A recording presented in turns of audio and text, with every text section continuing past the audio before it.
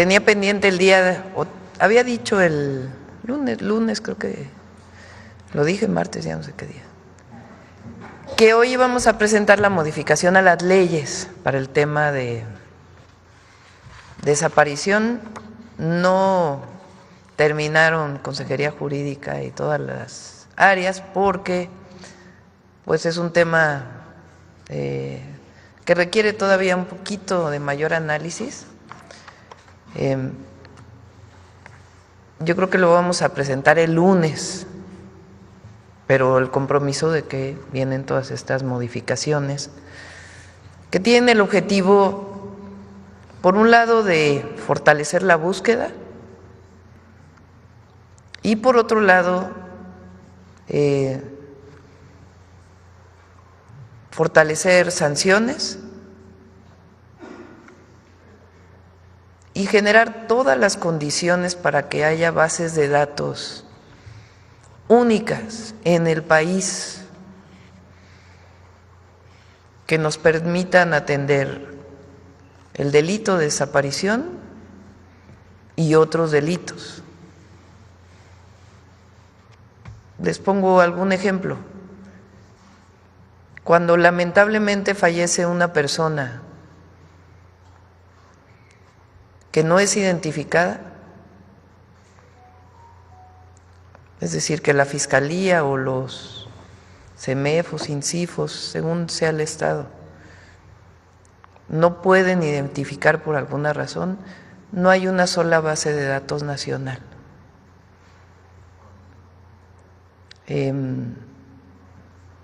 La alerta de desaparición de una persona en un estado por una fiscalía no necesariamente, o sea, no hay la obligación de alertar a todo el país, aeropuertos, centrales camioneras, no existe esa obligación hoy en la ley. Está mencionado, pero está minimizado, no hay una obligatoriedad. Cuestiones de este tipo son las que queremos que queden claramente a quién le corresponde, estatal y federalmente o municipalmente, y que quede muy claro que deben de quedar en la ley, y si no se hace, también sus sanciones. ¿Quién administra las bases de datos? ¿Cómo se vinculan con las áreas de inteligencia estatales y federales? Todo eso tenemos que fortalecerlo en el marco también del nuevo Sistema Nacional de Inteligencia e Investigación. Entonces, por eso en 2 días no pudieron terminar esta labor tan importante, y también están hablando, pues obviamente, con víctimas que permitan también conocer pues cuál es la perspectiva de los familiares de las víctimas para que queden incorporados también en la ley y que quede claro cuál es la tarea de cada una de las instituciones. Entonces, por eso no pudieron estar el día de hoy, y yo creo que el lunes las vamos a presentar para que puedan trabajar un poco más, pero nuestro compromiso de que así va a ser y que le vamos a estar dando seguimiento. Bueno, ese es sobre ese tema. El día de hoy vamos a presentar a distancia, nos vamos a conectar para hablar de inversiones, particularmente en el estado de Durango. Va a estar el gobernador de Durango a distancia, y Marcelo Ebrard también está a distancia porque el día de hoy viaja a Washington a una reunión que va a tener con el secretario Lutnick en Estados Unidos. Entonces, Marcelo, si te parece, empezamos contigo y después el gobernador Esteban Villegas y después ya la inversión, las personas que van a hacer la inversión, la empresa directamente. Adelante, secretario de Economía. Sí, con su permiso, señora presidenta, muy buenos días tengan todos ustedes. Sí, en efecto, estamos por salir en unos minutos hacia Washington a la siguiente ronda de conversaciones con nuestras contrapartes en los Estados Unidos, secretario de Comercio, USTR también. Y bueno, el día de hoy lo que se presenta es una inversión en la que ha tenido una participación muy relevante el gobierno del estado de Durango, a quienes felicito, especialmente su gobernador, para promover estas dos inversiones. Son en total 3.700 millones de dólares. Estamos hablando de miles de empleos en el estado. Una inversión por 1.000 millones de dólares tiene que ver con fertilizantes, ahora se darán los detalles. Esto tiene un impacto en toda la producción agropecuaria en México, agrícola. Y la segunda es una inversión para una ciudad digital que se denomina Fermaca, que tiene que ver con inteligencia artificial, ingeniería de datos. Es algo muy avanzado, con 2.700 millones de dólares, probablemente una de las más importantes que hay en Latinoamérica. Entonces, resumen, señora presidenta, son 3.700 millones de dólares, planta de fabricación de fertilizantes nitrogenados en Durango y una ciudad digital en el estado de Durango. Le paso ahora la voz al señor gobernador, a quien felicito, y a todo su equipo. Muchas gracias, señora presidenta. Muchas gracias, secretario. Adelante, gobernador, bienvenido. Gracias, presidenta. Primero, buenos días a todas y todos. Es un gusto para nosotros estar en la Mañanera del Pueblo y saludo a todos los medios de comunicación y a todos los mexicanos que nos ven a esta hora. Saludo también con respeto, como siempre, y agradecimiento a nuestra presidenta Claudia Sheinbaum Pardo, quien ha tenido un extraordinario y generoso trato con el pueblo duranguense. Presidenta, muchísimas gracias por todo su apoyo. Usted sabe que Durango es su casa y usted y su gabinete tienen en Durango sinceros amigos. Quiero compartirle, presidenta, como usted lo sabe, que Durango es un estado que está sí en el norte del país, pero que no tenemos frontera ni tenemos mar. Entonces, para nosotros es muy complejo, o ha sido muy complejo por décadas, poder atraer inversión a Durango que nos permita tener una economía distinta a la que hoy tenemos con nuestras economías primarias. El trabajo que tiene que hacer Durango es 10 veces más que otros estados que tienen frontera y que tienen mar, pero que hoy, con el apoyo de su gobierno, hemos logrado dar pasos importantes. Le quiero compartir que este año, en 2025, a finales de este año, principios del año que entra, tenemos prácticamente cerradas 30 empresas que nos van a generar alrededor de 30,000 empleos directos, y eso no había pasado nunca en la historia de Durango. Estamos dando un paso gigantesco en el tema de inversiones. Y hoy precisamente, presidenta, quiero compartirle que nos acompaña el licenciado Fernando Calvillo y Manuel Calvillo de la empresa Fermaca, y que ellos son empresarios mexicanos que están poniendo su recurso en México, que no se lo llevan a ningún otro lado y que quieren seguir invirtiendo en Durango. Y le platico de estas dos inversiones importantes que acaba de comentar nuestro secretario de Economía, Marcelo Ebrard, a quien le mando también un abrazo. Con una inversión de 2.700 millones de dólares, el proyecto de Durango Digital City está en Durango Capital. Este conjuga 4 componentes que fortalecen y contribuyen al desarrollo regional. El primero de ellos, con un ducto de gas que viaja desde Texas hasta Durango y con el que aumenta la disponibilidad de gas para la industria.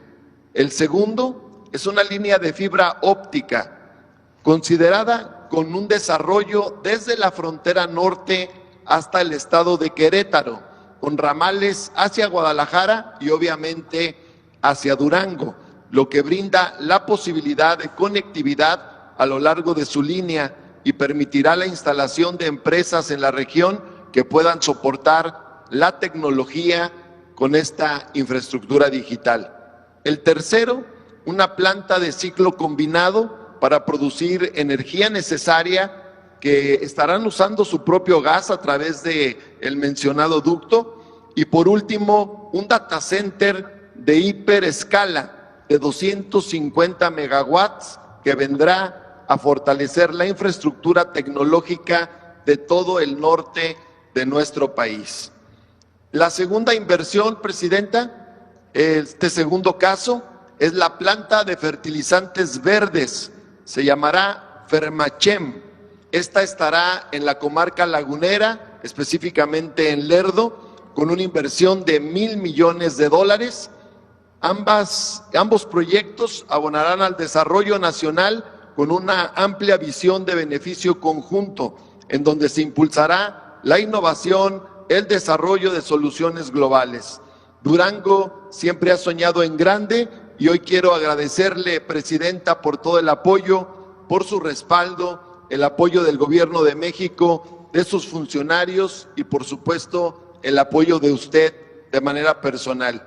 Gracias por darnos la oportunidad de que Durango renazca y tome su sitio en los momentos históricos que vive nuestro país. Lo único que nos faltaba era esta oportunidad histórica, que nos abrieran tantito la puerta para llevar el nombre de Durango y de México a todas partes. Presidenta, cuente conmigo, cuente con Durango, porque si a usted le va bien, a México le va bien y por lo tanto a Durango y a nuestra gente le irá mejor. Nosotros estamos listos, estamos puestos, estamos contentos, usted lo ha visto de primera mano y en verdad muchas gracias, contentos en Durango por cambiarle la vida a nuestra gente y no me queda más que agradecerle y decirle a todo el pueblo de México que viva Durango y que viva México. Gracias, gobernador, muchas gracias.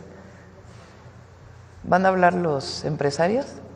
Sí, le paso la palabra a los empresarios que el día de hoy nos acompañan, Presidenta, si me lo permite. Cómo no, por favor. Muchas gracias, gobernador.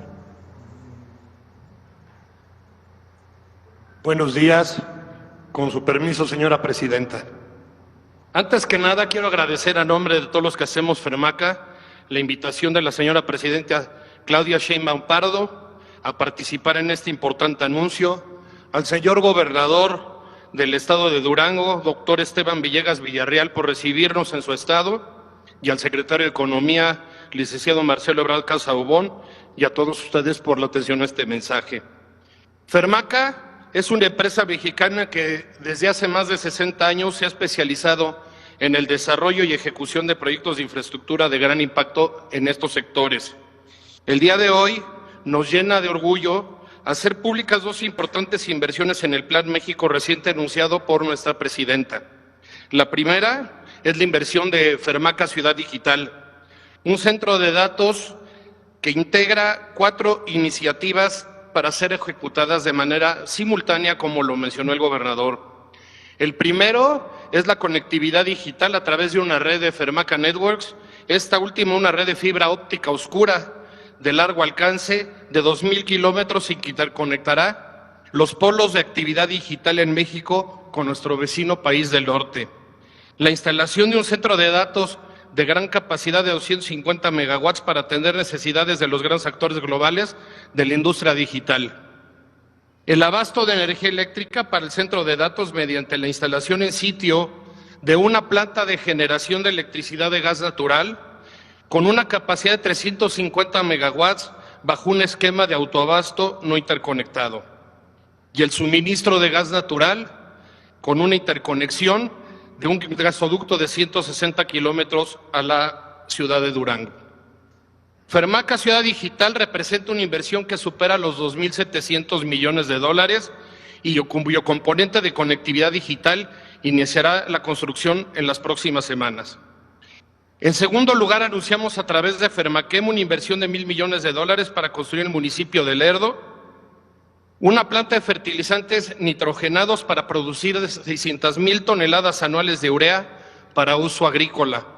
Con la tecnología de punta y con un sólido compromiso con el cuidado del medio ambiente, esta planta producirá en México fertilizantes de calidad para sustituir importaciones, contribuyendo así con los esfuerzos del gobierno federal para alcanzar nuestra soberanía alimentaria y apoyar decididamente al campo mexicano. A nombre de Fermaca, muchas gracias, señora presidenta, señor gobernador, muchas gracias por recibirnos en su estado.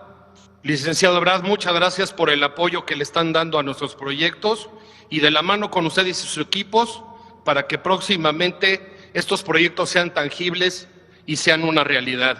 Muy buenos días a todos y nuevamente muchas gracias, presidenta. No, muchas gracias a usted. Bueno, pues esta es la información. Gobernador, ya se fue. Nada más para que nos diga exactamente la inversión. Perdón, gobernador.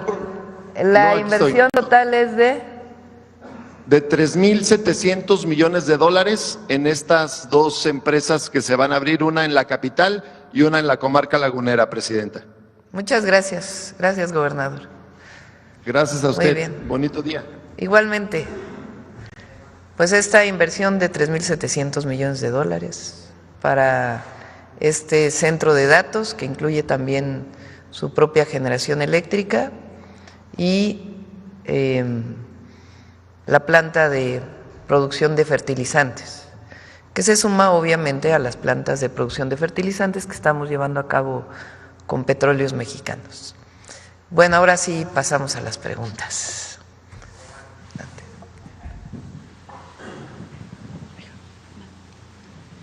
Gracias, presidenta. Buenos días. Bueno, primero me gustaría preguntarle sobre estas reformas que nos va a presentar el lunes.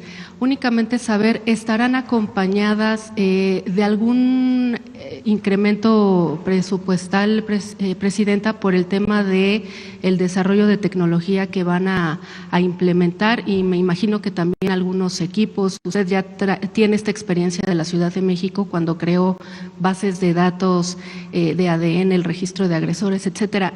¿Habrá algún presupuesto para estas reformas?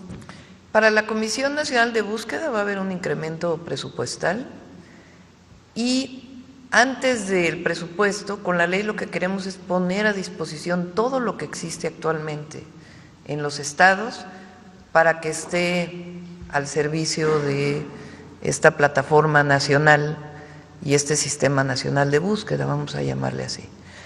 Les pongo un ejemplo, en la Ciudad de México hicimos este centro de identificación de ADN muy especializado, con todas las certificaciones. Ahora se utiliza principalmente para la Ciudad de México y entre otras cosas para el tema de agresión o agresores sexuales. La idea es que la Ciudad de México pueda poner al servicio nacional este centro, además de para la propia ciudad. Hay instituciones de investigación nacionales en la UNAM, institutos de investigación, que tienen sistemas muy avanzados de identificación de ADN. Queremos que la ley los ponga a disposición de este sistema para que puedan estar al servicio y no sea nada más a partir de un convenio, de una solicitud, sino que todas las instituciones nacionales estén coordinadas y al servicio de este sistema. Entonces, sí hay un incremento para la Comisión Nacional de Búsqueda, pero antes de dar un incremento a otras instituciones es poner todos los recursos del Estado mexicano finalmente al servicio de este nuevo sistema y de la inteligencia y investigación que de por sí se está fortaleciendo. Una disculpa, no me presenté, Joana Sí. Flores de Grupo ASIR. ¿El incremento presupuestal de cuánto sería aproximadamente? Sí, hoy la Comisión de Búsqueda ellos están haciendo una revisión de en qué necesitan el presupuesto. Ellos tienen un presupuesto que, si mal no me recuerdo, como de no sé si son 1.700, 1.400, no recuerdo ahora exactamente. Pero una parte de este presupuesto se distribuye en las comisiones estatales. Entonces, para la Comisión Nacional ellos están haciendo una revisión de qué equipo particularmente necesitan para hacer mayor especializada la búsqueda. Y lo que se requiera, pues se les va a dar. Presidenta, en otro tema, la última vez que tuve oportunidad de preguntarle, comenté sobre este caso que damos seguimiento en Grupo ASIR al pequeño Damián. No sé si tuvo oportunidad de revisarlo, pero me gustaría comentarle, ya hubo una sentencia en Chiapas, es una sentencia de aproximadamente poquito más de 4 años para el director de este colegio. Evidentemente los familiares están inconformes con la decisión del juez. Además, bueno, se le está pidiendo una compensación, una indemnización de 1 millón de pesos, que si paga se podría reducir la sentencia a esta persona. Todavía hay órdenes de aprehensión pendientes, en fin. Me gustaría preguntarle su opinión, pero también saber, doctora, si con esta en miras de la elección del próximo 1 de junio que tendremos, este tipo de casos donde las sentencias pues son prácticamente una burla para las víctimas se podrían pues evitar en futuros ocasiones, futuros casos que pudiera haber lamentablemente en el país. Sí, no tengo la información, pero con gusto te la brindamos. Le encargué a la Secretaría de Gobernación que pudiera ayudar en este tema y platicar con las demás instituciones. Entonces, con gusto revisamos exactamente en qué va, porque el objetivo de cualquier institución, digamos que en el caso del Poder Judicial, el objetivo principal es la justicia. Y lo que pasa en México, probablemente en otros países del mundo, pero particularmente aquí, es que la justicia no es la misma para todos los mexicanos y mexicanas. Si tienes dinero, hay más justicia, entre comillas, porque también depende pues del recurso que se utilice ilegalmente para actos de corrupción. Pues hay un problema grave de corrupción, de nepotismo. Hay otro problema grave de vínculos con el Poder Judicial. Quien tiene dinero para contratar un gran abogado tiene el derecho de picaporte con secretarios del juzgado, con los propios jueces. Quien no tiene recursos para un buen abogado no tiene esta posibilidad, que también tiene que ver el fortalecimiento de la Defensoría Pública, ¿no? Pero así está hecho el Poder Judicial. Y particularmente también para las mujeres no necesariamente hay o para los niños, no hay un reconocimiento de derechos principales para la niñez y las mujeres. Entonces sí, el objetivo de la reforma judicial es sanear el Poder Judicial y que haya justicia en México para el pobre y para el rico. Eso viene desde los sentimientos de la nación, de Morelos. Entonces sí, ¿quién puede sanear el Poder Judicial? El pueblo, con su voto este 1 de junio. Y además, pues todo el sistema que ahora se va a crear para que puedan ser sancionados aquellos jueces que no están realizando su trabajo adecuadamente. Y doctora, casos como este, queda la duda, ¿podrían justamente después de que se cambie este Poder Judicial, estos casos podría, por ejemplo, retomarse con el nuevo Poder Judicial, que se busque, que la familia pueda hacer una nueva búsqueda pues de justicia? En ese caso ellos tienen siempre el amparo para que llegue hasta la Corte. Entonces, pues hay que apoyarlos para que puedan tener estos recursos. Y bueno, con una nueva Corte también pues va a cambiar. ¿Podría haber acompañamiento de su gobierno? Por supuesto, por supuesto. Y cambiando el tema también… No sé si hay compañeros de Atención Ciudadana por aquí. Aquí está Adriana, para que nos ayudes, Adriana, por favor. Y ayer, Presidenta, hubo protestas por el tema del INAI, bloqueos. Concluyó ya muy tarde esta situación con la información de que habrá una compensación económica para trabajadores por parte de la Secretaría de Anticorrupción. Sin embargo, por ahí mencionaban que faltarían todavía más de 300 personas que pudieran tener acceso a esta compensación económica a raíz de la desaparición del INAI. Preguntarle primero, Presidenta, ¿cómo se llegó a este acuerdo de sí compensar a una parte, que son más de 400 trabajadores inicialmente? ¿Se va a dialogar para ver qué van a pasar? Es lo que dice la ley. Se va a cumplir con la ley. No puede haber pues más allá de lo que dice la ley. El día de hoy probablemente ya se apruebe ya la nueva ley de transparencia. Eso va a ayudar también a tener certeza. El viernes, mañana, tiene una reunión la Secretaría Anticorrupción y de Buen Gobierno con quienes se manifestaron ayer y otros trabajadores del INAI. En algunos casos pues habrá liquidaciones, en otros casos pues se quedan trabajando, ¿no? Porque el presupuesto se reduce de manera importante y se cumple con lo que establece la ley.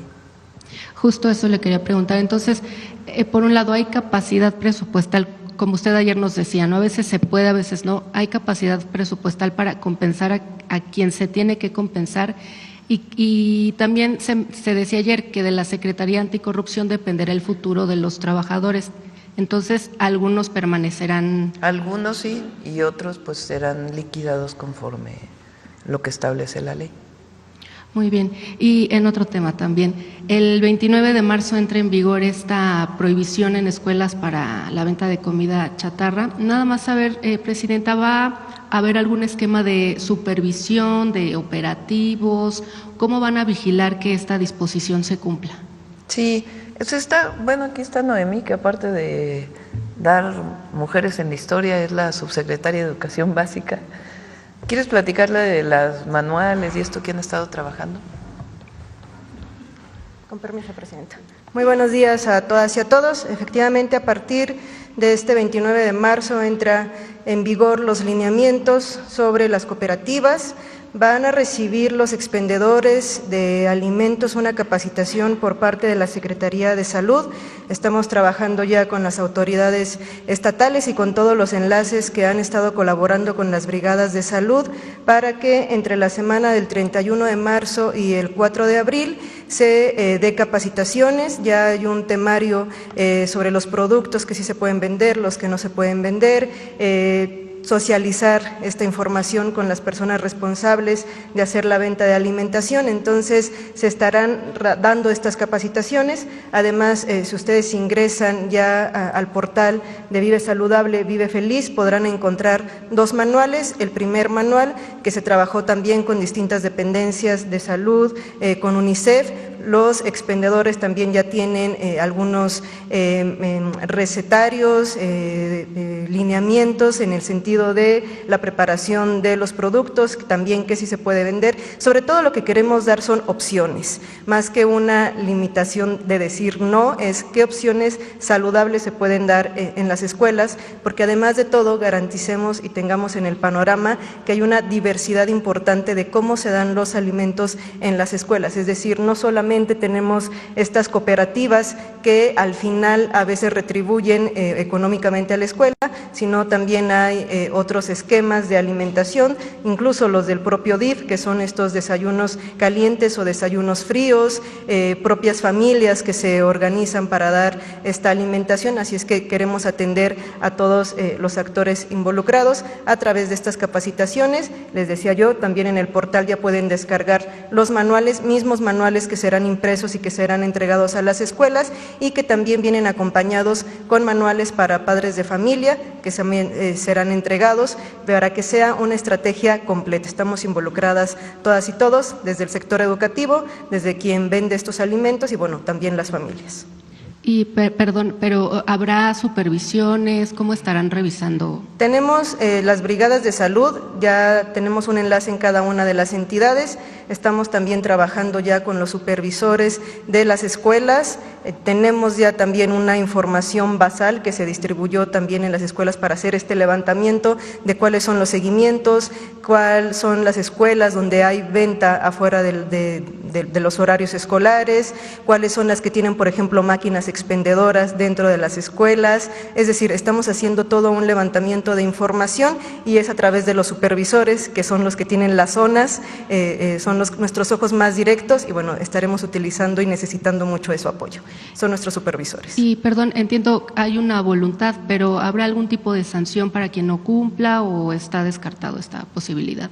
Están los lineamientos que se establecen, por ejemplo, en la producción de la alimentación, COFEPRIS se involucra directamente.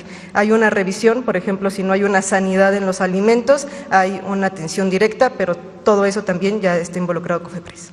Muchas gracias. Y finalmente, Presidenta, ya… Nosotros siempre estamos en la idea de la educación y la información, y hay Mario me presentó el otro día una encuesta de quiénes estaban de acuerdo con esta medida y es muy alta la aprobación, 70 y tantos %, creo. Entonces quiere decir que la gente está de acuerdo, entonces los mismos padres y madres de familia nos van a ayudar. Entonces es más una actividad de educación, de promoción, y la sanción pues ya sería algo último. Gracias, presidenta. Y finalmente, preguntarle sobre el tema de los médicos cubanos. En Grupo ASIR presentamos un trabajo, se le dio un seguimiento, una búsqueda a estos médicos. Preguntarle si ustedes tienen registro de este padrón, cuántos son, dónde están, cuánto están ganando. En algunos casos se encontró que algunos ya no están como tal prestando su servicio al sector salud del Gobierno de México, sino están algunos en consultorios de farmacias, en algunas universidades donde se supone que tendrían que estar dando también algunas atenciones y clases, tampoco se encontraron. Entonces, preguntar, ¿hay un registro? ¿Saben ustedes dónde se encuentran? ¿Qué están haciendo, doctora?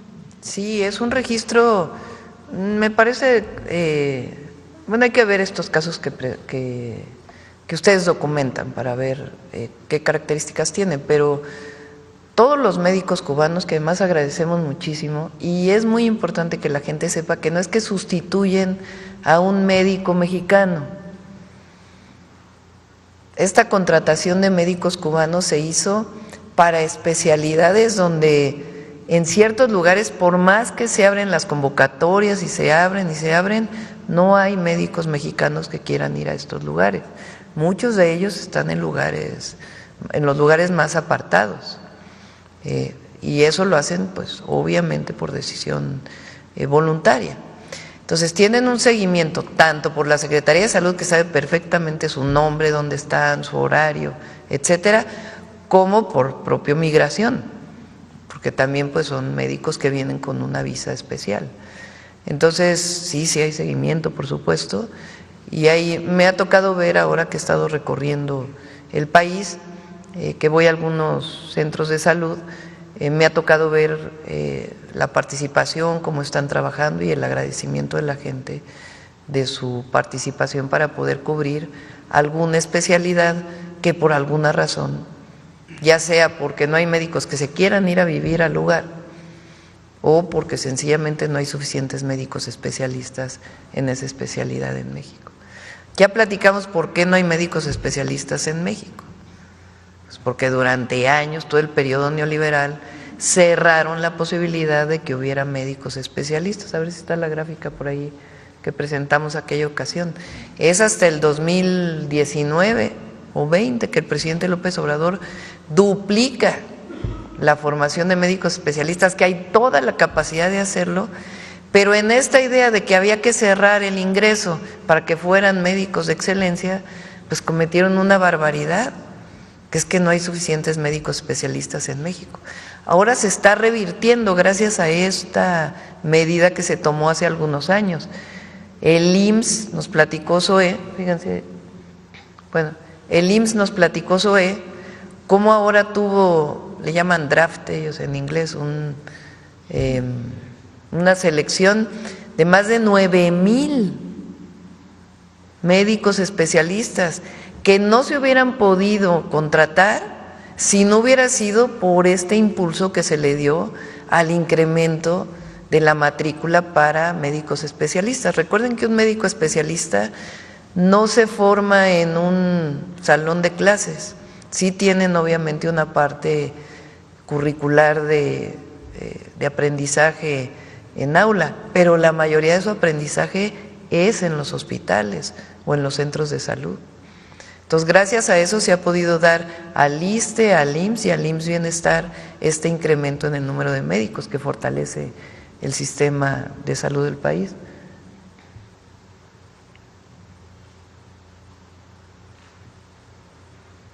Bueno, ahí era otra gráfica, pero bueno, ahí se ve cómo se incrementó el número de médicos especialistas graduados solamente en el Instituto Mexicano del Seguro Social, pero a nivel nacional, a ver si la encuentran por ahí, es otra. Pero bueno, se duplicó el número de médicos especialistas que se están formando. Entonces, como se empezó hace 5 o 6 años, pues hoy ya tenemos mucho más médicos especialistas de los que había hace 6 años. Doctora, y ya nada más, ¿este padrón que ustedes tienen se podría conocer solo para saber dónde están, en qué hospitales están dando Sí, obviamente, con el servicio? resguardo de los datos Claro. personales, le pedimos a la Secretaría de Salud que nos pueda dar toda la información. Muchas gracias. Sí. A ver acá, y luego vamos de este lado. Buenos días, Presidenta. Buenos Luis días. Cova, de Exclusivas Puebla y Exclusivas MX. Preguntarle, el sábado estará en Tlaxcala en el marco del Día Mundial del Agua. Preguntarle el acercamiento con el Estado de Puebla, visitará el Estado, tendrá reunión con el gobernador Alejandro Armenta, y cómo va lo del río Atoyac. Buen día. Buen día, justo vamos al río Atoyac, pero nos toca ahora la parte de Tlaxcala. La gobernadora ha hecho un trabajo extraordinario, Lorena Cuellar, de no solamente mejorar con sistemas muy modernos las plantas de tratamiento, vamos a ir a inaugurar una, que es trabajo del gobierno del estado, sino un esquema para garantizar su operación junto con los municipios, que nosotros vamos a tomar de ahí esa experiencia para llevarla a muchos otros lugares del país. Y además va a haber una jornada masiva de limpieza del río, o sea, va a ser la conmemoración del Día Mundial del Medio Ambiente y vamos a estar ahí. Ahora no vamos a Puebla, solamente vamos a Tlaxcala.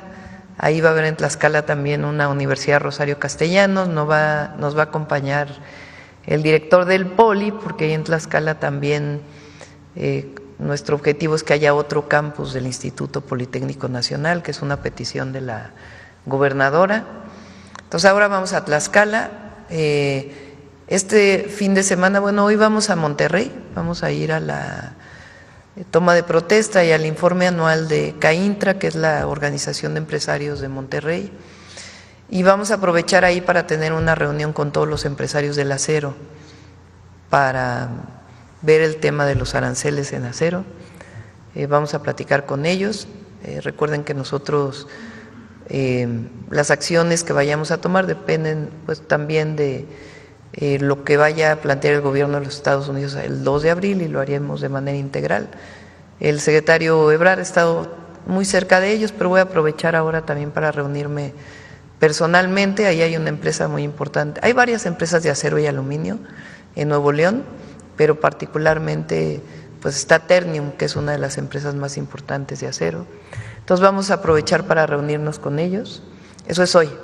Mañana vamos a Oaxaca, a la conmemoración del 21 de marzo, natalicio de Benito Juárez. Vamos a Guelatao, vamos a aprovechar para caminar un poco el camino de Benito, que hizo el presidente López Obrador, que nos tocó inaugurarlo juntos. Y de ahí vamos a inaugurar el Hospital del Niño y la Mujer en Oaxaca. Y luego el sábado vamos a Hidalgo y Tlaxcala. En Hidalgo vamos a revisar el tren que va a Laifa, que eso en realidad es Estado de México, y después a dar el banderazo de salida de los trabajos del México-Pachuca, del tren México-Pachuca, y se va a explicar dónde van a estar las estaciones, en fin, todo lo que se va a hacer, y ya iniciaron los ingenieros militares esa obra. Entonces eso es viernes y sábado, nuestra labor, y en Puebla pues ya vamos a ir pronto. A ver, ahora de este lado, acá. Gracias, Presidenta. Buenos días. Soy Marco Antonio Olvera, del periódico digital Hidalgo News y del canal de YouTube México News World. Le tengo 3 preguntas. Primero vamos a empezar con la más importante, diría. El tema de el supuesto campo de concentración o reclutamiento en el estado de Jalisco, pues prácticamente se ha convertido en un talón de Aquiles para su gobierno, que usted bien preside. En ese sentido, Presidenta, pues muchos medios de comunicación de la ultraderecha alineados, pues han presentado incluso, y voy a decir el nombre, Milenio ha presentado ahí en su noticiero, pues hay unas cobijas pues prácticamente sacadas del closet de ropa de cama, o pareciera que los compraron aquí atrás de Corregidora. Están completamente nuevos, están casi con champú. En ese sentido, Presidenta, ¿cuál va a ser la vertiente de su gobierno? Pues porque usted prácticamente, además de ser ya una líder política a nivel Latinoamérica, pues la prensa internacional la ha catalogado como una estadista de escala mundial. Sin duda, el tema de Jalisco está golpeando a su gobierno cuando también ya sortió a la perfección, digamos, el tema con Donald Trump, que es súper importante también. No menos importante la desaparición o supuesta desaparición de estas personas, que bueno, como dijo el fiscal ayer en la conferencia, que hay que investigar y que por supuesto también hay que tener cuidado de cómo se manejan las cosas. Sin embargo, la ultraderecha y por supuesto los medios alineados pues siguen en ese golpeteo. ¿Cómo va a salir usted o sacudirse la sombra de estos medios que pues son los traidores a la patria, porque finalmente siguen comiendo del país? La presidencia les otorga publicidad y siguen golpeando. Y no quiero decir que no sean críticos, sí, pero que sean críticos objetivos. Ese es el primer cuestionamiento, Presidenta. A ver, yo no considero que sea ni talón de Aquiles, ni talón de otro tipo. Vamos como desglosando, ¿no? Correcto. El tema. Hay un tema relacionado con la desaparición de personas en nuestro país. La magnitud de este problema, la atención que debe dar el Estado mexicano a este problema, hay que tomarlo seriamente, con la verdad, sin esconder absolutamente nada. ¿Qué problema ha habido en nuestro país respecto a esto?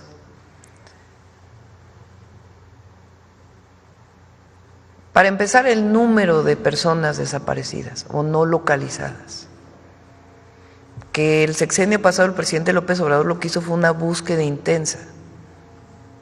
Llegó a un número y nosotros estamos dándole seguimiento a la búsqueda. Es importante que se sepa que el número de personas desaparecidas en el país, que ya vamos a presentar los números nuevamente pronto, hay una parte que viene de carpetas de investigación, es decir, de información de la Fiscalía. Y hay otra parte que viene de otros reportes. Y eso es importante que la gente conozca, porque en el caso de otros reportes no necesariamente hay toda la información, y eso es lo que vamos a presentar muy pronto. Pero tenemos que decir la verdad, cuántas personas desaparecidas existen en la plataforma de la Comisión Nacional de Búsqueda y cuál es el origen de la información. Ese es un tema. Los familiares de las personas que buscan a sus hijos, pues siempre va a haber cercanía y atención a las víctimas. Entonces, eso hay que afrontarlo, revisarlo, atenderlo, desde la prevención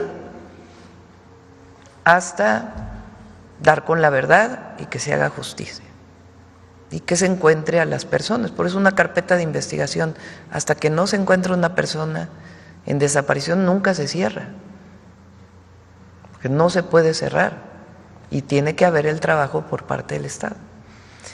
En ese sentido, nosotros estamos fortaleciendo las leyes, por eso quería presentarlo hoy, no se terminó, lo vamos a presentar el lunes, porque tenemos que fortalecer todos los mecanismos disponibles para poder prevenir y atender la situación y atender a las víctimas. Ese es un tema. Ahora, de ahí han querido, bueno, uno. Segundo tema, Jalisco. Y el caso de este sitio que se encontró, que sin la información suficiente ya vino pues una información Pero y una supuesta crítica al gobierno, porque la verdad es que tampoco es que tenga mucho impacto, ¿no? Y la campaña de nuevo de narcopresidenta, que qué tiene que ver una cosa con la otra, pues no sé. Nada. Pero bueno, entonces ese caso, a mí no conocía lo que iba a presentar el fiscal general de la República, ayer lo vi con todo cuidado, y si se fijan, él dice, ¿en qué condiciones vamos a recibir el caso? Porque es muy importante, no es nada más que la Fiscalía General de la República atraiga una investigación, sino que la gente conozca cómo va a traer esa investigación, a partir de qué información se dio. Porque este caso viene desde septiembre del año pasado, que por primera vez entró a este predio. Entonces el fiscal lo que dijo es, bueno, ¿qué hizo la Fiscalía Estatal de entonces a la fecha y cómo reciben ellos el caso? Y al mismo tiempo, la apertura que va a haber el día de hoy para conocer el lugar, que también es importante a los medios alternativos y medios de comunicación, para que se pueda conocer el lugar y que también se vea qué es lo que hay en el sitio. Y a partir de ahí una investigación profunda para saber si ahí hubo personas si hubo homicidios, si hubo muchas cosas que se han dicho en las redes, en los medios, en comentócratas, pero que haya evidencia científica. Cualquier investigación requiere evidencia científica. Entonces ese es el segundo caso y estoy segura que el fiscal general pues va a hacer una buena investigación y hasta donde se pueda decir pues qué había en ese predio.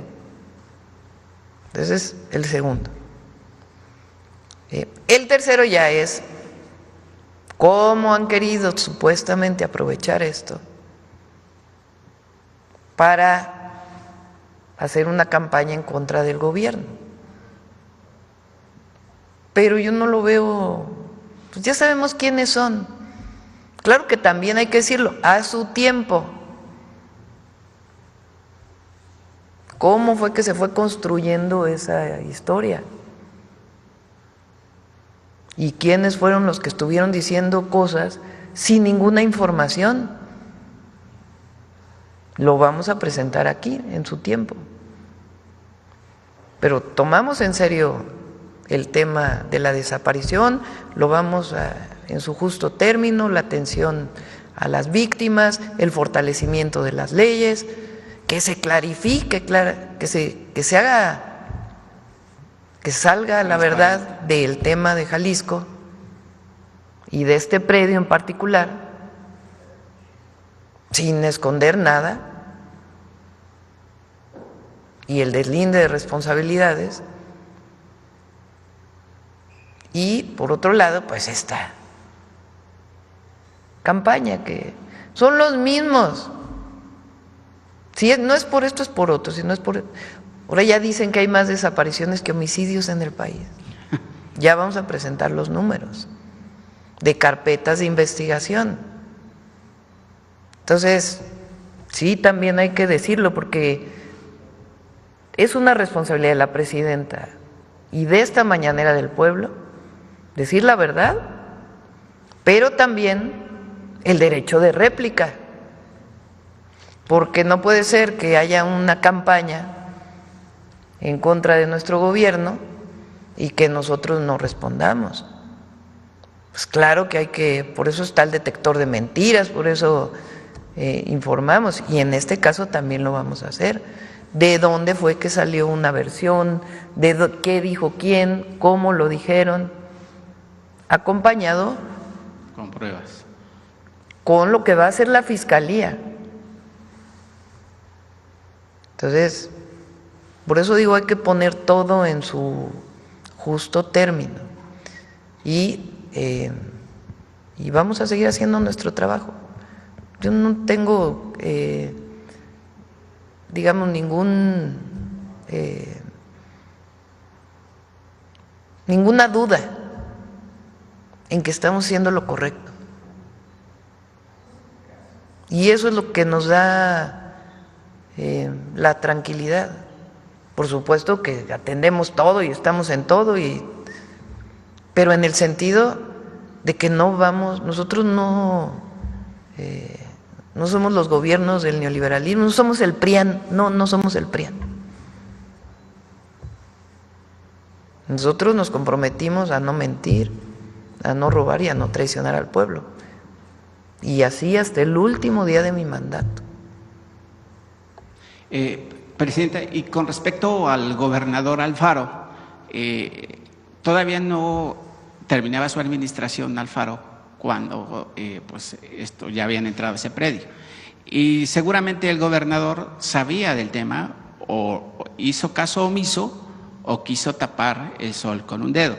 Hoy el gobernador Alfaro se encuentra en España, donde pues obviamente pernoctan y disfrutan pues corruptos como Salinas, como Calderón, como Enrique Peña Nieto, con visas doradas donde pues, la corona española les permite vivir plácidamente, pues obviamente por el dinero que se robaron del México moderno, no conforme con lo de la corona española. En caso de, bueno, una vez de que se dé el reporte de la Fiscalía General de la República, si Alfaro es señalado como copartícipe, porque el que se omita una información también es cómplice en el tema de impartición de justicia, sobre todo un tema tan delicado como este. El gobernador también sería llamado a cuentas, pues digo, allá está con una inmunidad, porque pues no hay una extradición en España. Le corresponde a la Fiscalía. De ayer el fiscal dio un montón de datos de cómo no se siguieron todos los protocolos de investigación en la Fiscalía Estatal. Y las investigaciones a las autoridades pues las tiene que hacer la Fiscalía. Este no es un tema político. Algunos lo han querido hacer un tema político. Sí. Pero se van a quedar con las ganas. Porque este es todo es política, todo, pero no es politiquería. Entonces, si hay responsabilidades de funcionarios, los tiene que determinar la Fiscalía, municipales, y si el caso es estatales. Tiene que decirlo él, porque no es un asunto de que la presidenta diga que le mande decir al fiscal, oiga, investiga al exgobernador, pues no. Eso tiene que venir de la propia investigación de la Fiscalía si es que hay responsabilidades. Y por eso también qué bueno que el día de hoy, o sea, que el día de ayer se da esta información de manera muy, creo yo, muy responsable y con datos muy técnicos por parte del fiscal, la continuación y la información que vaya a dar la Fiscalía. Y aparte, nosotros, la atención a la desaparición, decir con la verdad la magnitud, de dónde viene esa información,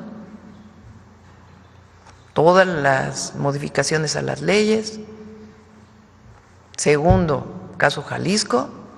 Y tercero, esta campaña que ya demostramos en una parte. Dicen, ¿por qué le importa tanto a la presidenta informar sobre la cantidad de troles, bots que hay en las redes? Porque hay que informarlo. Si el objetivo de ellos es dañar al gobierno, pues nosotros tenemos que informar de ellos, de los adversarios que están en estas campañas, que muchas ni siquiera vienen de aquí, de nuestro país. Nuestra obligación también es darle información de dónde vienen esas campañas y cómo se construyeron, separado de lo otro,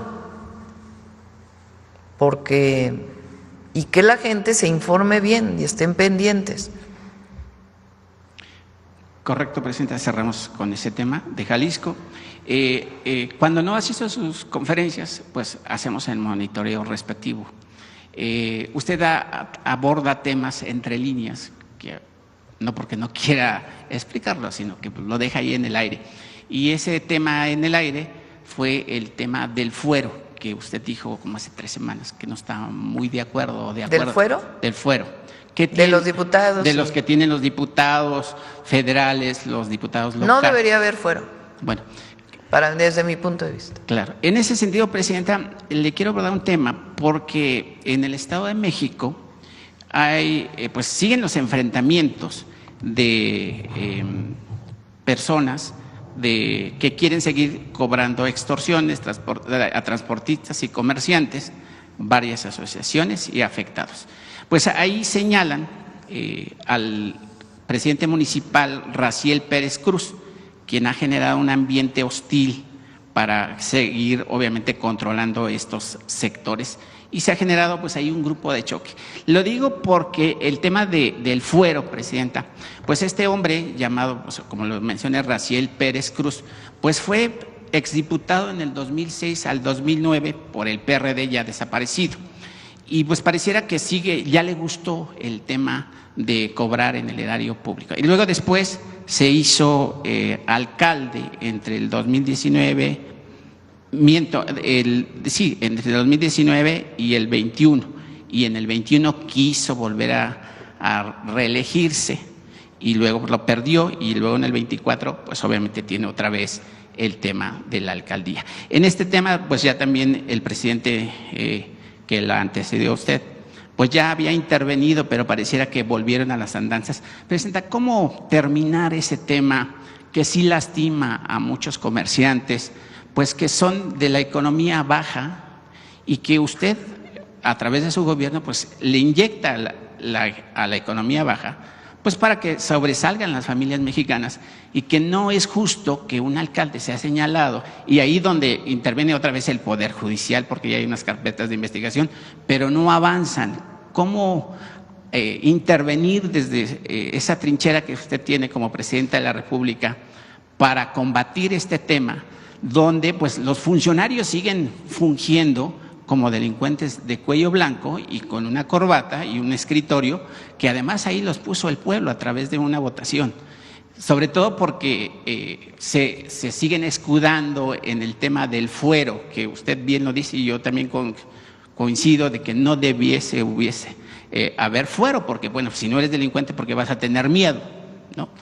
Porque te vas a escudar en algo para protegerte del robo. Tiene que venir las pruebas. Esto es muy importante para quien nos escucha, para quien nos ve. Cuando hay presumiblemente un delincuente, sea funcionario o no, caso de un presidente municipal, que alguien dice está involucrado en extorsión, ¿qué tiene que ocurrir para que haya una detención de ese presidente municipal? Una carpeta de investigación. ¿Quién hace la carpeta de investigación? La Fiscalía.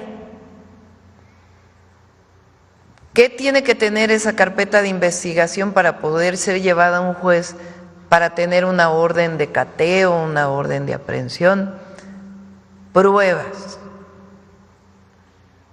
No digo que en otros casos no se cometan irregularidades, pero estoy hablando de lo que por ley debe ser. Entonces, las pruebas tienen que ser el involucramiento de esa persona con algún delito. No solo es de oídas, no solo es que alguien me dijo que resulta que, sino que tiene que tener el Ministerio Público pruebas. ¿Cómo pueden venir esas pruebas? Ya sea de una denuncia, de un testigo, pero si queremos pruebas más contundentes, pues tienen que venir de un sistema de la policía de investigación o de la policía preventiva o de la Guardia Nacional o de, en otros casos, las fuerzas federales, que den los elementos suficientes para poder tener una carpeta de investigación sólida.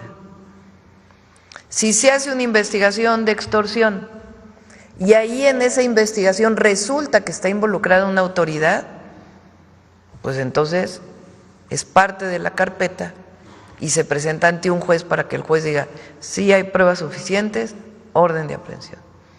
Y después todo el proceso de el presunto delincuente para poderse defender.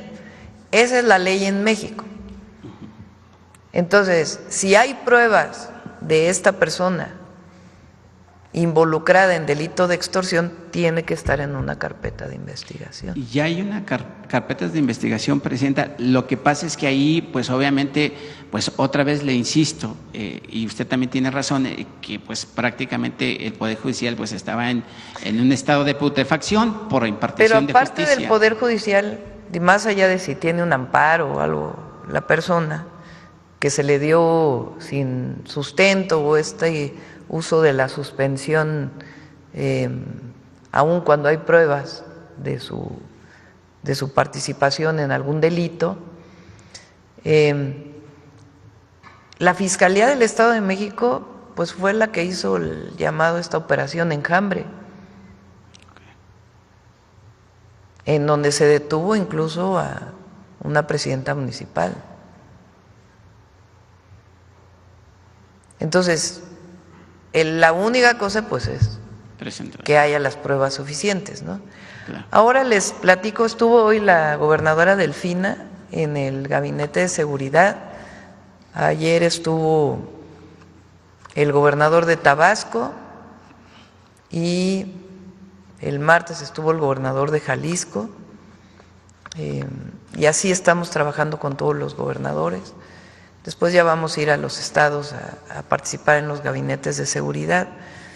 Se está haciendo un trabajo especial para la zona oriente del Estado de México, no porque no haya delitos en otras zonas, pero la zona oriente, estamos haciendo un trabajo integral para, ya lo vamos a presentar pronto, con 10 u 11 municipios, estamos integrando un nuevo municipio, para servicios urbanos, mejora del transporte público, etcétera, etcétera. Es la zona conurbada del país más densamente poblada y con mayor pobreza en una zona urbana. Entonces estamos haciendo ahí un trabajo integral y al mismo tiempo la Secretaría de Seguridad y Protección Ciudadana del Gobierno Federal, la Sedena, la Marina, Guardia Nacional, junto con la gobernadora, el secretario de Seguridad del Estado de México y el fiscal, con su autonomía, trabajando en un programa especial para disminuir los delitos en el oriente del Estado de México. Y con mando único, y yo creo que va a dar muchos resultados. Está ya por ponerse en marcha. Presidenta, rapidísimo, se ha comentado en las redes sociales que ayer, sobre todo, anduvieron circulando versiones de que habrá cambios en su gobierno en Birmes e Bienestar. Si tiene eso, pues supongo que sí tiene los datos, pero si nos puede opinar al respecto. Ya lo informaremos. En IMSS Bienestar no. No. En Birmex estamos viendo en dónde y todo, todavía estamos en eso. No, SOE está haciendo un gran trabajo, que yo sepa, no. Un columnista insiste que se foto. Bueno, pero es que inventan la mitad de lo que… Hay columnistas, un día lo vamos a sacar aquí, que de veras hacen una ficción que da risa porque… Y la presidenta le dijo a fulano de tal, y entonces en el gabinete resultó que tal resultó regañado, y entonces le dijo al otro, y el otro le contestó, y a su vez le habló por teléfono, y entonces va a renunciar fulano de tal. No. Rapidísimo, Presidenta, le voy a leer aquí un documento de unos ejidatarios en el Estado de México.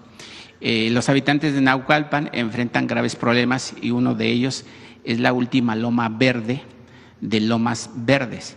Está siendo devastada por un desarrollo habitacional denominado Terralago.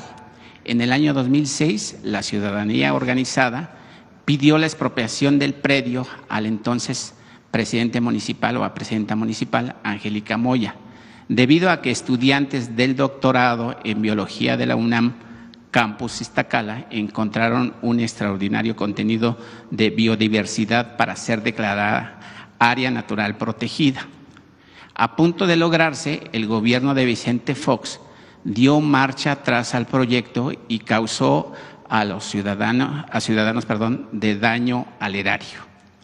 En el 2002, la presidenta municipal, Angélica Moya, misteriosamente se olvidó del valor biológico ambiental del predio y autorizó el megadesarrollo Terralago. Como es costumbre en Naucalpan, el ayuntamiento se valió de acciones irregulares o ilegales, tales como el OPAS expidió factibilidad condicionada de servicios utilizando uno de los títulos de cesión para no beneficiar a la población que carece de servicio regular de agua potable, sino para beneficiar a un particular en su predio. OPAS gestionó la perforación del pozo profundo sin haber realizado los estudios hidrológicos para garantizar la existencia del agua y su calidad. Este desarrollo, al estar en colindancia con la presa Madín, irremediablemente descargaría las aguas negras justo frente a las dos plantas potabilizadoras existentes y que, dicho sea de paso, no cuentan con la tecnología para retirar los contaminantes emergentes que la doctora Marcela Galar, directora de toxicología del Instituto Politécnico Nacional, ha documentado y publicado en revistas científicas internacionales, los cuales arrojaron daños a los humanos, lo que traduce en un problema de salud pública. Los habitantes de Naucalpan, organizados haciendo uso de su derecho de participación ciudadana, promovieron amparo en contra de dicha autorización con el número 1018/2024, interpuesto en el Juzgado Cuarto de Distrito con residencia en Naucalpan, ante la jueza Paloma González Alcántara, la cual concedió suspensión provisional. Sin embargo, días después negó la suspensión definitiva, violando la Constitución, la jurisprudencia, el Tratado de Escazú y la Ley de Aguas Naturales. Como testimonio en el amparo, Conagua presenta su informe justificado el 20/01/2025, en el cual informa que esta institución no había dado permiso por la falta de estudios geohidrológicos, concluyendo que había dado factibilidad ilícita. En lo futuro, los habitantes de Naucalpan no contarán con este recurso del agua, toda vez que se han autorizado miles y miles de viviendas donde ya no existe el recurso. Por lo anterior, Presidenta, pues los habitantes le solicitan respetuosamente su participación o la revisión de este… ¿Cómo se llama el desarrollo? Terralago. Terralago. Y ahí se están construyendo miles de… Le decimos a Edna Vega que de inmediato lo revise. Y ya para concluir rapidísimo, bueno, agradecerle que va al municipio de San Agustín Tlaxiaca por el tema, que es mi municipio, por el tema de que van a construir ahí casas habitación, no sé si es correcta mi información, y pues también exhortarle, Presidenta, que pues, en un futuro la invitamos a que haga un recorrido al ejido de San Agustín Tlaxiaca. Es extenso, muy extenso, hay planicias, pero pues no hay agua, ¿no? Yo creo que a lo mejor si les diera la oportunidad de su gobierno a los campesinos o a mis compañeros que están con sus tierras, que pudieran sembrar esas tierras que están secas y que se convertirían en un campo de producción para el consumo propio y por supuesto para venderse, y que pues así ya no haya una migración hacia los Estados Unidos y puedan mantener la familia, que es la base de este México que lo tenemos bien plantado. Con gusto. Muchas gracias. Claro que sí. A ver, acá, hace mucho que no.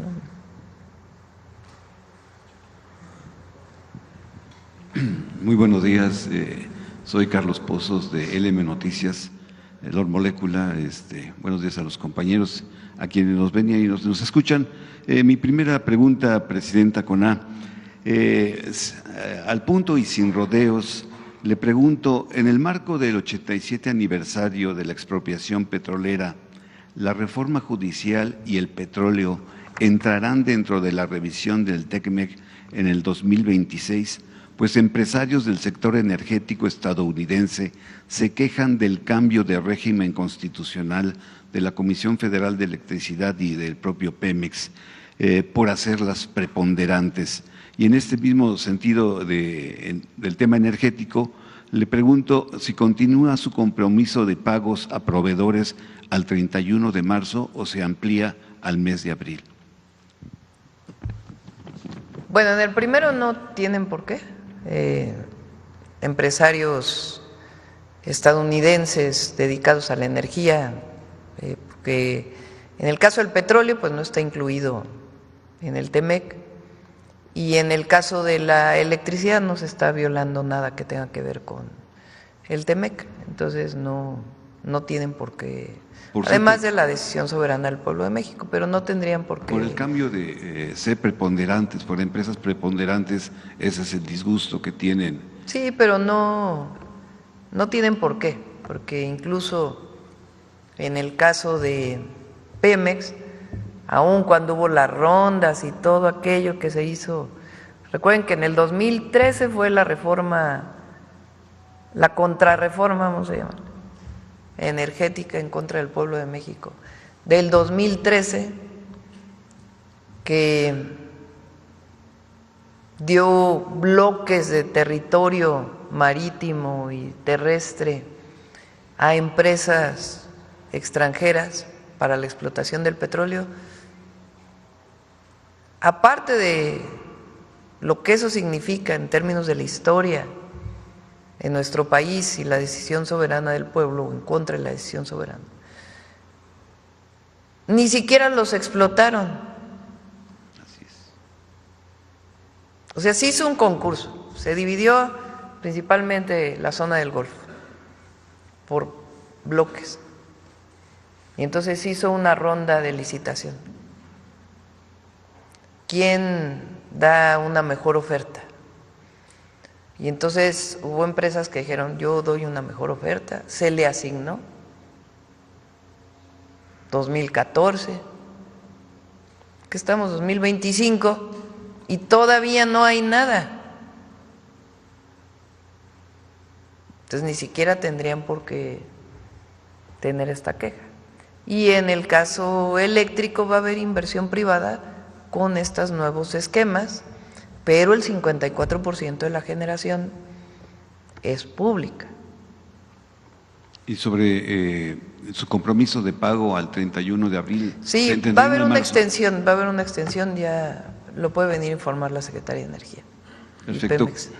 Como segunda pregunta, Presidenta, retomo sus palabras del jueves 13 de mayo del 2021 como jefa de gobierno de la Ciudad de México, que estuvo acompañando al expresidente Andrés Manuel López Obrador, donde usted habló sobre la conquista y la construcción de los gobiernos neoliberales a través de la educación pública, de poner a la conquista como un acto civilizatorio y a la barbarie de los aztecas. Presidenta, los memoriales de Culhuacán nos dejaron escritos y rezan así: en tanto permanezca el mundo, no acabará la fama y la gloria de México Tenochtitlan.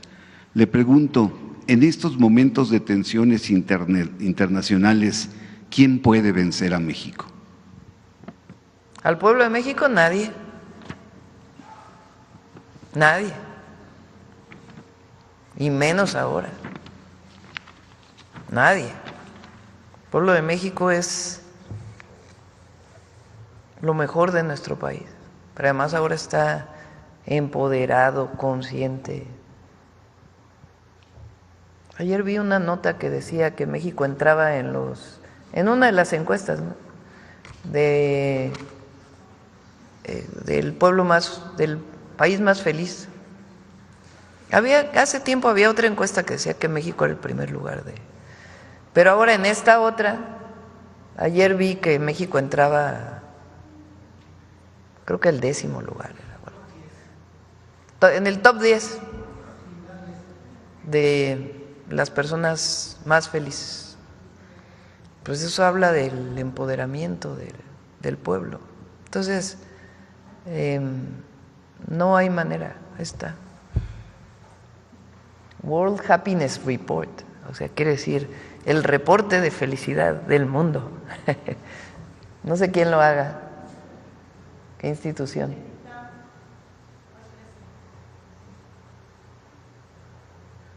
A ver, bájale para que...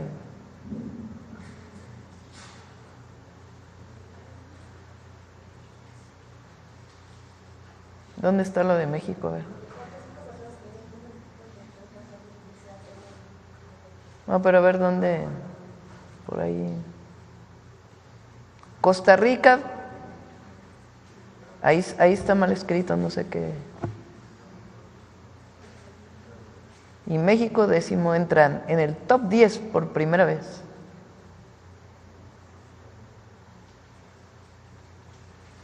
Bueno, ahí pásenles el vínculo para que... Finalmente, como tercera pregunta, Presidenta, el Plan Nacional de Desarrollo 2025-2030... Es que me acordé de la frase que usaba mucho el presidente López Obrador, que él decía que viene de Flores Magón, de Ricardo Flores Magón, que solo el pueblo puede salvar al pueblo. Así es. La tercera pregunta, Presidenta, el Plan Nacional de Desarrollo 2025-2030, que se entregará a finales de este mes de marzo, es el instrumento... No, ya se entregó. ¿Ya? A ver sí, si... en febrero, se entregó a finales de febrero. Para tener un ejemplar... 28 de febrero.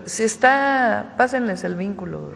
Sí, para tener un el ejemplar. Plan Nacional de Desarrollo, sí. Pues es el instrumento para enunciar los problemas nacionales y enumerar sus soluciones, y es una proyección sexenal. Mi pregunta es, ¿este Plan Nacional de Desarrollo pues es la carta de navegación de nuestro país?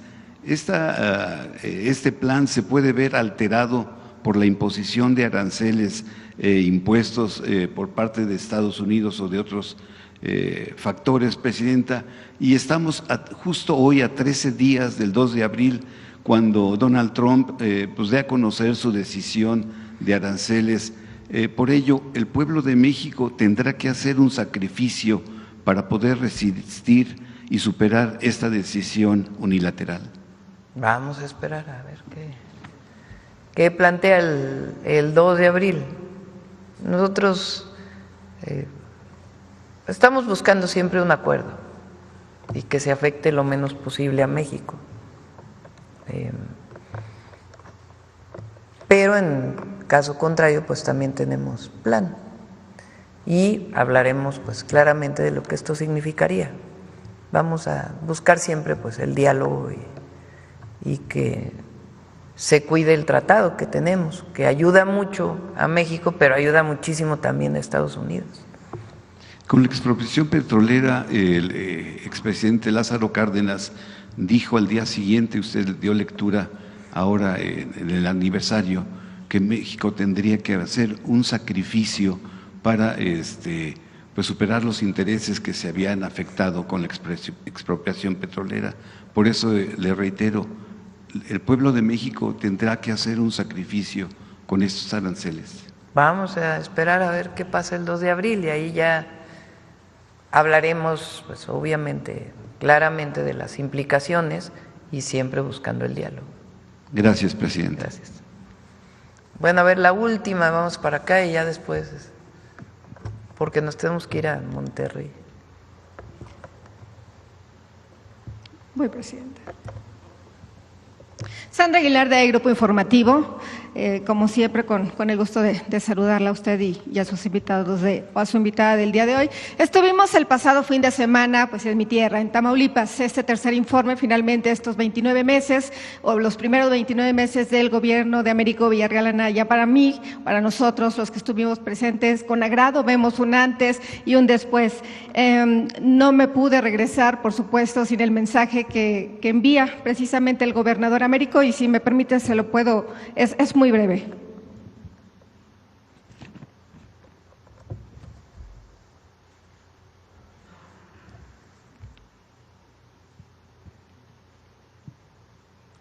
No se escucha.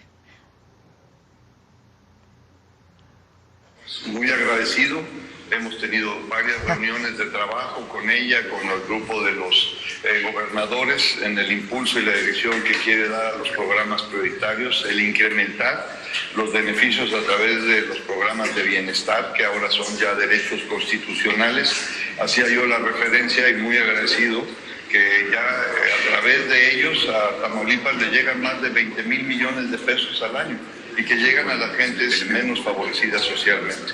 Y eso nos da una mejor oportunidad de un crecimiento más justo, amén de todas estas obras de infraestructura que se siguen impulsando en Tamaulipas desde el punto de vista carretero, de aduanas, de distritos de riego, de líneas de agua potable, de saneamiento, y que estamos muy comprometidos con el gobierno de ella para que los mexicanos vivamos mejor. Compartirle que, bueno, pues esto fue lo que nos compartió en una plática que tuvo conmigo y con algunos medios de comunicación. Evidentemente, la cuarta transformación ha llegado en el tema educativo, en el tema de los programas sociales, los índices delictivos también están a la baja. Y bueno, Presidenta, a nombre mío, a nombre de los tamaulipecos que pudieron acercarse a nosotros, agradecer todo el apoyo y nuevamente que no suelte de la mano pues a Tamaulipas algún mensaje para este estado. Siempre nuestro cariño, hay varias obras que estamos trabajando ahí con su gobernador. Por cierto, aprovecho por la pregunta anterior, los programas sociales, los programas de bienestar, los derechos sociales no tienen ningún riesgo, ninguno. Esos vamos a cumplir, es constitucional, la gente va a seguir recibiendo su apoyo. Y los 3 programas nuevos que nos comprometimos, ya prácticamente hay más de 1 millón de mujeres recibiendo ya pensión, mujeres bienestar. En agosto abrimos la nueva convocatoria para 60, 61 y 62 años. Los jóvenes de secundaria ya están recibiendo su beca, los adolescentes de secundaria ya están recibiendo su beca. Y los de preparatoria también en corto plazo ya empiezan a recibir su beca. No tiene ningún problema, están totalmente resguardadas. Continúo, Presidenta. En el Estado de México tenemos detectada una problemática que existe con el tema de los límites con los municipios o con algunos municipios, al menos 3, que rodean lo que conocemos como el aeropuerto, como el AIFA. El tema del deslinde o el tema de la falta de límites, que es una propuesta que se ha hecho no solamente al gobierno del Estado de México en anteriores administraciones, también se ha propuesto directamente pues al Congreso local de este estado. Me refiero a los municipios de Nextlalpan, de Jaltenco y también de Tuxtepec. Estos municipios, ante la falta pues de manera oficial de límites, realmente los 3 alcaldes tienen su propio mapa, y cuando ocurren hechos como asesinatos, cuando ocurren hechos de explosiones, cuando ocurren hechos de todo tipo, ahí sí no me corresponde, es el otro municipio. Ante esta falta de aseguramiento, vamos a decirlo así, de manera oficial, pues quiero compartirle que existen inclusive videos a través de las redes sociales en donde inclusive la alcaldesa de Jaltenco, Rosario Paines, pues fue violentada dentro de su camioneta, de su vehículo, la subieron en una grúa, no lo estoy diciendo yo, existen los videos en las redes sociales. Y aparentemente pues por amenazas de los mismos alcaldes, o al menos de uno que estaba en una anterior administración. ¿Qué estamos o qué está solicitando? Pues solamente que pongan atención. En ese sentido se han incrementado, nos comparten pues la delincuencia, piden blindar a las afueras del AIFA, piden que pongan atención para que limiten ahora sí, y bueno, estos municipios no cuentan con agencias para poder poner denuncias, tienen que pasar de municipio a municipio, y vienen aquí el tema de las extorsiones.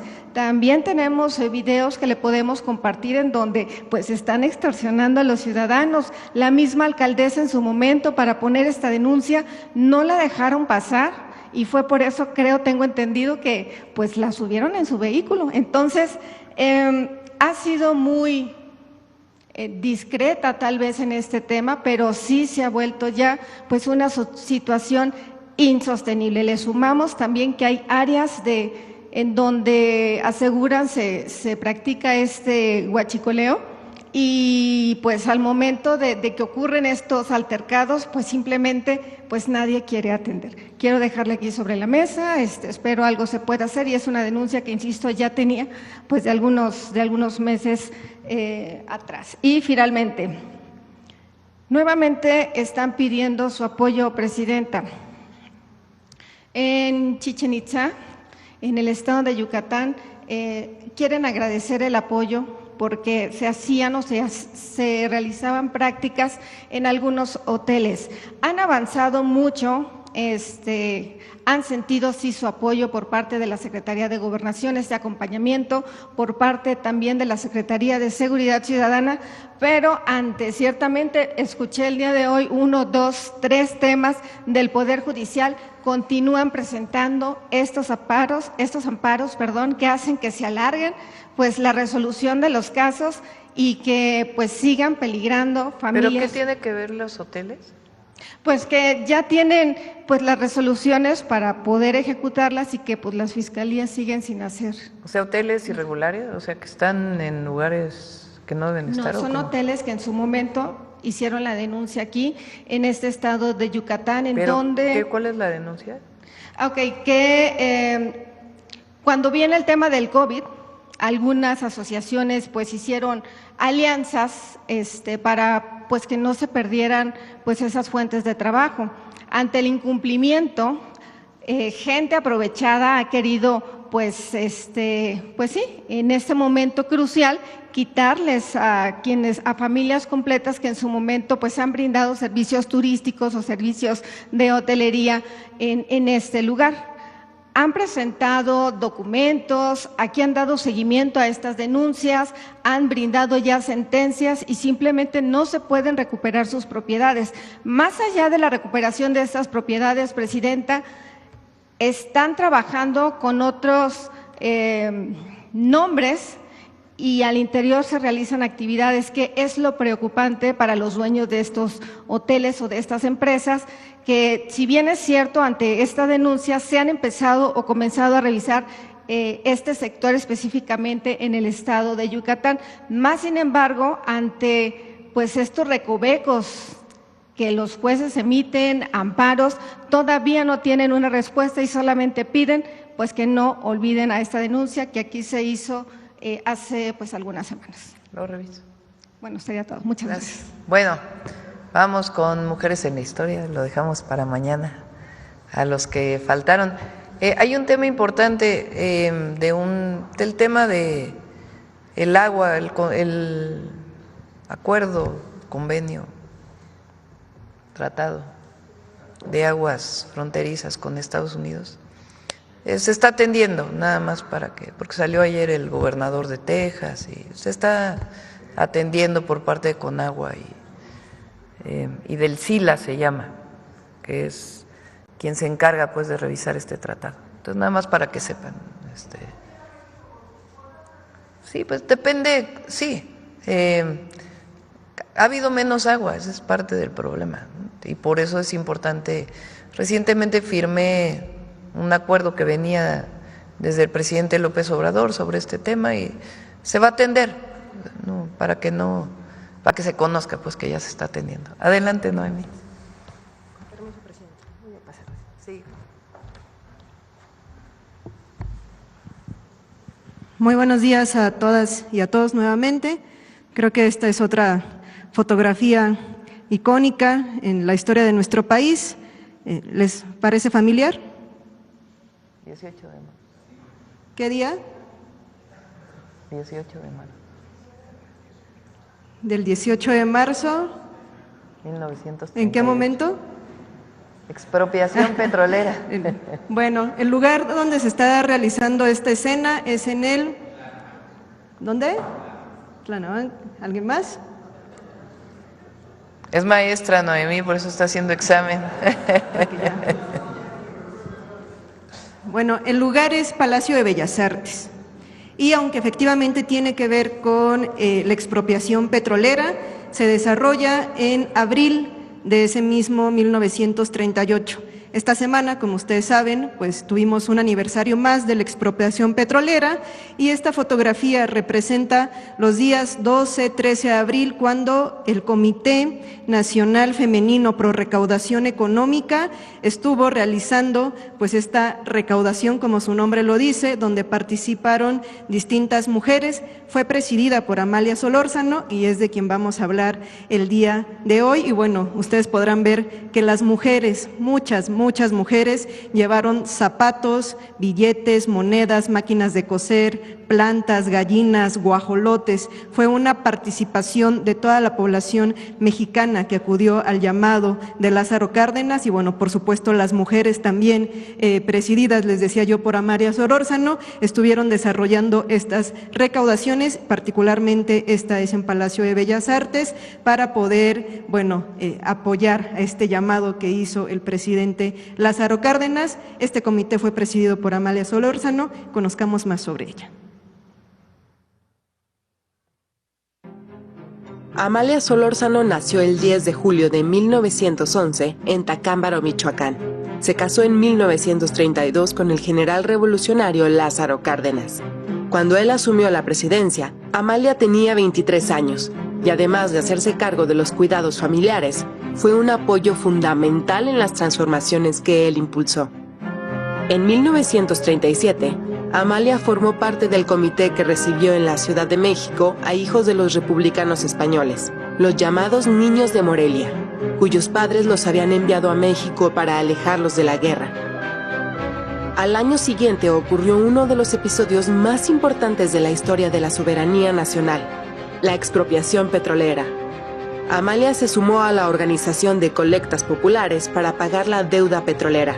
La más famosa fue la que realizó el 12 de abril de 1938 en el Palacio de Bellas Artes. Incluso motivó a que el pequeño Cuauhtémoc Cárdenas llevara su alcancía de cochinito para donar sus ahorros a la nación.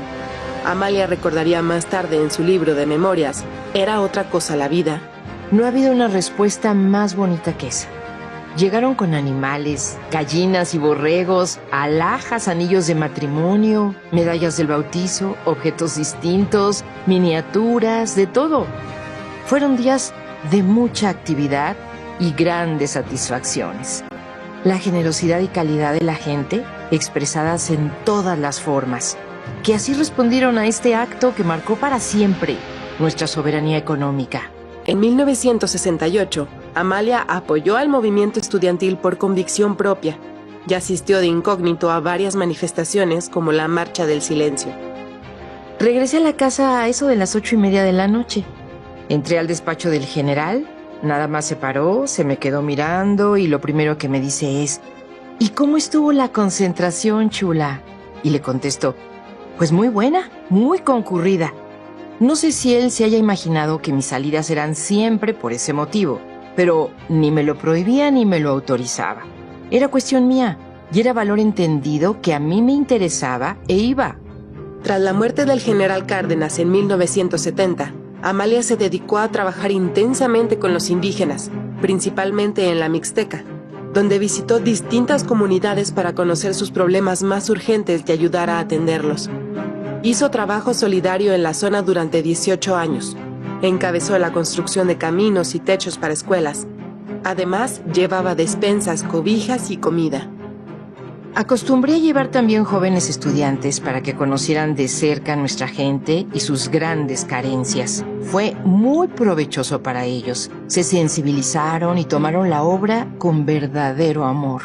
En 1994, respaldó al movimiento del Ejército Zapatista de Liberación Nacional y 2 años más tarde fue parte de la Comisión de Seguimiento y Verificación de los Acuerdos de San Andrés. Amalia Solórzano falleció el 12 de diciembre de 2008 a la edad de 97 años, tras una larga vida de compromiso, solidaridad y trabajo constante por la construcción de una sociedad con justicia e igualdad. Amalia Solórzano dirigió recaudaciones para defender la soberanía del país y sus recursos naturales. Marchó con voluntad al lado de los estudiantes que exigían el fin de la represión. Colaboró con comunidades campesinas en la Mixteca para ayudarlas y a desarrollar su economía de manera autosuficiente. Amalia representa también la independencia política de las mujeres que habían estado ensobrecidas por la historia. Ahora, con una presidenta mujer, no solamente las mujeres están cerca de la silla presidencial, sino que ahora están al frente de ella y de la nación. Muchas gracias. Gracias, buenos días a todos, a todas.